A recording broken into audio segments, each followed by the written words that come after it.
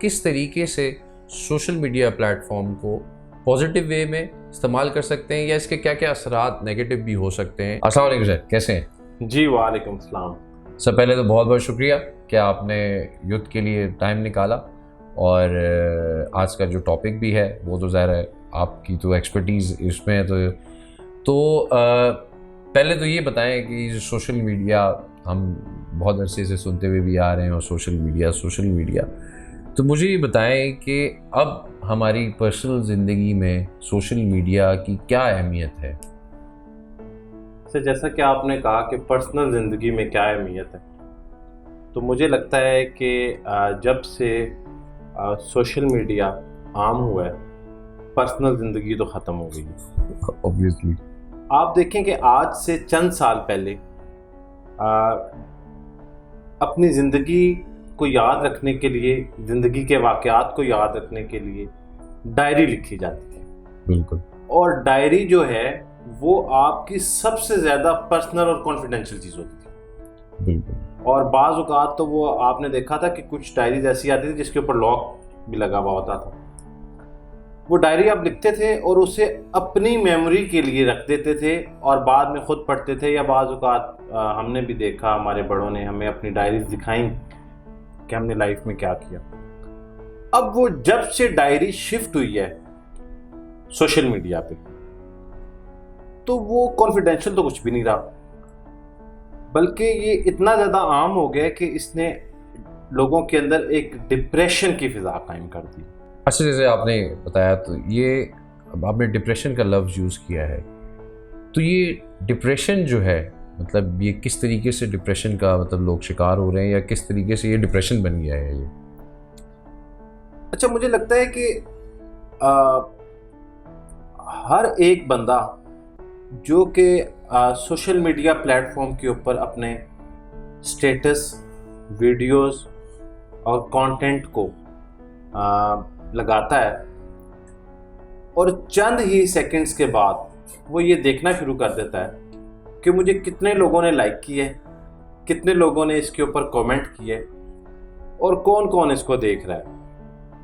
और यकीन जानिए कि मैंने ऐसे लोगों को भी देखा है जो कि मांग के लाइक्स ले रहे होते हैं, यार प्लीज़ मेरी वीडियो को लाइक, फ़ोन करके भी कह रहे होते हैं कि आप, मैंने वो वीडियो अपलोड की है या वो मैंने एक फ़ोटो लगाई है, आप प्लीज़ उस पर कमेंट कर दें, भले आपका दिल कर रहा है या नहीं कर रहा। तो आपको नहीं लगता ये किसी ज़हनी बीमारी की अलामत है? बिल्कुल, आपने ये तो बड़ा एक पॉइंट है, क्योंकि लोग ये भी एक सोशल साइकोलॉजिकल फैक्टर कहा जा सकता है इसमें कि लोग वाकई डिप्रेशन का शिकार हो गए कि यार उसके 100 लाइक्स हैं तो मेरी पिक्चर पे तो 2 लाइक्स भी नहीं हैं। तो उसके बाद आप देखें कि मैं ये भी कहता हूँ कि ये जो बच्चे नौजवान स्पेशली, ये बड़ी अफसोसनाक बात है कि अपने कीमती वक्त के बड़े अहम घंटे ये सोशल मीडिया सर्फिंग में गुजार देते हैं। कभी ये सोचें कि क्या इस वक्त का जो ये इस्तेमाल कर रहे हैं इनकी ज़िंदगी में किसी किस्म की पॉजिटिविटी लेके आ रहा है। मसला ये है कि जब किसी को डायरेक्शन नहीं पता होती ना सर, हमारे नौजवान जो हैं वो, मुझे लगता है कि डायरेक्शन लेस हैं, तो वो किसी भी साइड पे लग जाते हैं। अब सोशल मीडिया का इस्तेमाल करते हुए आप कभी ऑब्जर्व करें कि ये किसी भी चीज़ को देखना शुरू कर देते हैं, स्क्रॉल करेंगे, किसी सब्जेक्ट को चूज़ नहीं किया हुआ, किसी कैटेगरी को चूज़ नहीं किया हुआ, कोई मयार नहीं सेट किया हुआ, बस जो सामने आया उसको देखते चले जाना है और उसमें घंटों ज़ाया कर देना। उस ज़ाया किए जाने वाले वक्त से एक नुकसान तो ये होता है कि आपको उसका अमली ज़िंदगी में कोई फ़ायदा नहीं है। और आज मेडिकल साइंस रिसर्च करने के बाद इन चीज़ों को साबित कर रही है कि इसका आपके जहन पे बहुत बुरा असर पड़ना शुरू हो गया। तो आप क्या समझते हैं कि अभी तो हमने डिस्कशन कर ली कि वाई ये जो फैक्टर्स हैं, तो इसको हम किस तरह इस गुत्थी को सुलझाएं कि जो है लोग फोकस और डायरेक्शंस रहें इस पे? मुझे लगता है कि अब ये थोड़ा मुश्किल हो गया है। इसकी जिम्मेदारी बहुत पहले किसी को कबूल करनी चाहिए थी। 2013 से ऑनवर्ड अगर आप स्टैट्स ले लें सोशल मीडिया यूज़र की, तो वो आपको मोर देन डबल नज़र आएंगे। ठीक है, एक हाल जो मेरे जहन में कभी कभी आता है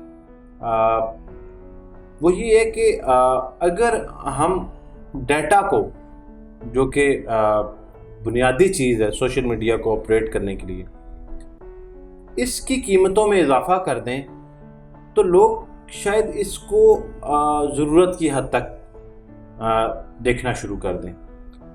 अब ये पॉलिसी मुरतब करना कि ऑर्गेनाइजेशन और प्रोफेशनल एरिया में जहाँ पे इसकी वाकई ज़्यादा ज़रूरत है उसकी तरसील कैसे मुमकिन बनानी है, और एक ऐसे यूज़र के लिए या नौजवान के लिए इसको कंट्रोल कैसे करना है, ये तो बेहतर तरीके से जो है वो मोबाइल फ़ोन ऑपरेटर्स या इंटरनेट सर्विस प्रोवाइडर कंपनीज ही बना सकती हैं। लेकिन इसका एक हल ये हो सकता है कि इसकी अदम दस्तयाबी इसको रोक सकती है, या वो इतना महंगा हो जाए कि आम स्टूडेंट उसको अफोर्ड ना करता हो।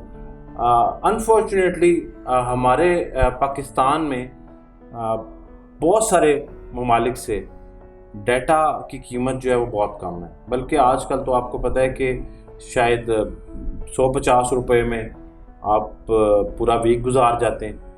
तो एक तो ये हो सकता है। दूसरा ये है कि गवर्नमेंट को थोड़ा सा इसके ऊपर भी ख्याल रखना चाहिए कि जो आजकल हर किसी के हाथ में मोबाइल है, वो किसी भी किस्म की वीडियो अपलोड करके किसी भी किस्म का तासुर फैला रहा है। तो साइबर क्राइम की टीम तश्कील हो चुकी है, साइबर लॉज भी बन रहे हैं, तो उन पे जितनी जल्दी अमल हो जाएगा और जितनी जल्दी इसको रोकने के लिए काम शुरू हो जाएगा तो शायद कुछ बचत हो जाए।